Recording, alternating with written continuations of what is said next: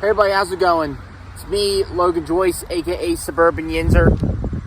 Right now I'm with Private David Forbes Morrow, who served in Company D, 149th Pennsylvania Infantry Regiment during the Civil War. And in this video, I'm going to be talking about disease. I'm going to be talking about the casualties of war.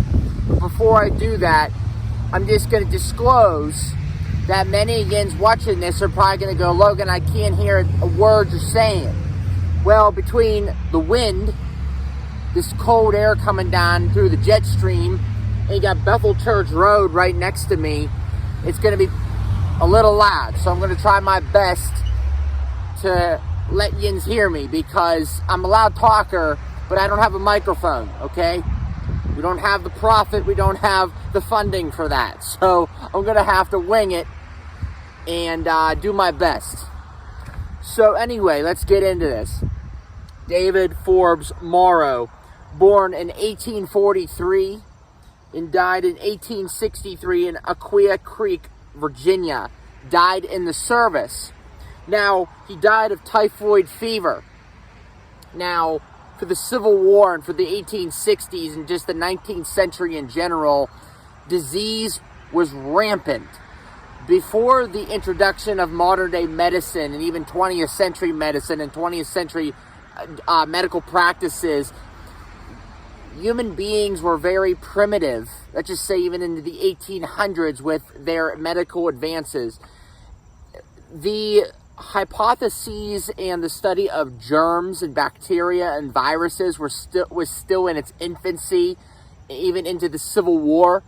I mean, at that time, the soldiers and the doctors and the medical establishment knew of germs. I mean, it was rumored to be a thing, but it wasn't as prevalent as today. I mean, our medical advances and our medical terminology, virus, bacteria, antibiotics, back then, it was very primitive, and the majority of society didn't understand that way of thinking. They didn't understand microscopic organisms at all. I mean, it wasn't even a thing. If you can't see it, it's not real. That's the way they thought back then. So, he died of typhoid fever. But, what do I have to say about that? It is what it is. That's what happened. I mean, it was tragic. The kid was 20 years old, younger than me. But all I got to say about it is that was what it was. Back in those days, and it sounds horrible to say this, but I'm a realist. Back in those days, if you served in the Civil War, you were going to perish in unconventional ways. I mean, you weren't just going to die in battle. You were going to perish by disease, by infection. Virus or bacteria was going to get you regardless, in any sort of way. Even if you drank contaminated water and you got dysentery. I mean, how many guys died of dysentery in the Civil War? Tens of thousands, maybe more, who knows? But this kid right here was not alone. He was not the first or the only person to die of typhoid or some type of disease that we could treat nowadays. Without the introduction of antibiotics in modern day medicine, he was a goner. Even at 20 years old, he was done. And for many of these veterans, for many of these soldiers in the Union and Confederate armies, that was it. That's what it was. It's tragic, but it happened. That's history. But we must learn and reflect on this, because we can't let these guys die. We can't let their memories fade away in the past. We can't let them be ignored and forgotten about. Now, in his obituary, I have his obituary that I found on his profile on Find a Grave. Let's let the motorcycle go by. And they're like the worst things. You know what I mean? The sound of them is like, it's like, it literally deafens the whole video. No offense to anybody that likes motorcycles, but when you're recording a video on YouTube. But anyway, so it says, in Aquia Creek Hospital, June 8th, 1863, he died of typhoid fever. He was the eldest son of Thomas Morrow, 20 years old.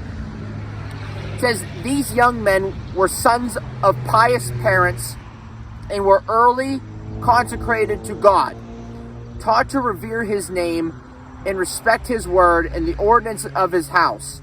They were members of the young man's Bible class in Bethany Church, and seldom indeed were their seats vacant in the sanctuary. They had grown up in our midst, honored, respected, and beloved by all. In August 1862, they entered the Army as volunteer soldiers in Company D, Captain J. Glenn, 143 Pennsylvania Volunteer Infantry.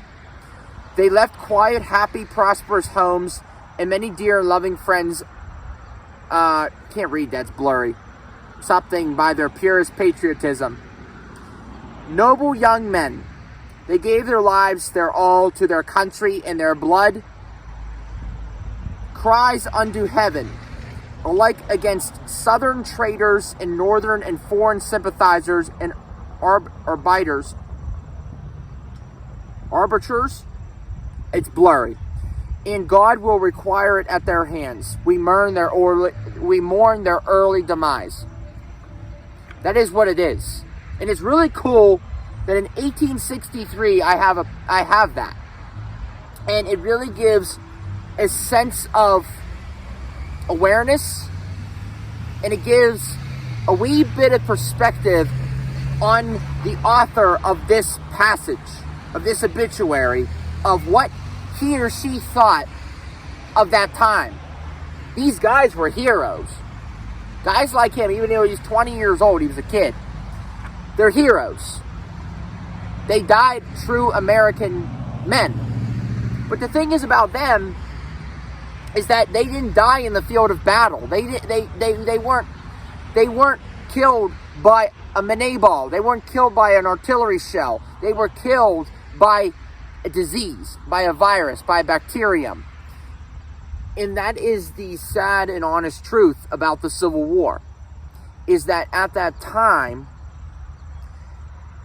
bacteria and viruses were killing more men than the Minay balls and the artillery shells. That is a fact about that time period and about that war that we cannot even fathom. And that's the thing, is that these Minay balls, even though they would strike you in the arm, the bacteria that would fester in that wound, and the bacteria that would seep into the bodies of the flesh of these men, these young men, that's what would kill them in the end. That is what would end their young lives. But anyway, that was just a wee bit of a wee rant about Civil War medicine and the health and the medicine during the 1860s. But I give homage to this young kid, 20 years old, might not have perished on the field of battle, but he did sacrifice his life for the Union. And that, ladies and gentlemen, is why I'm here, and that's why I'm presenting his life to you, because that's what he deserves. I don't want his stone to be sitting in the cemetery getting decayed away without any recognition or any memorialization. He deserves the recognition. He deserves the praise for what he gave to us. Anyway, peace out.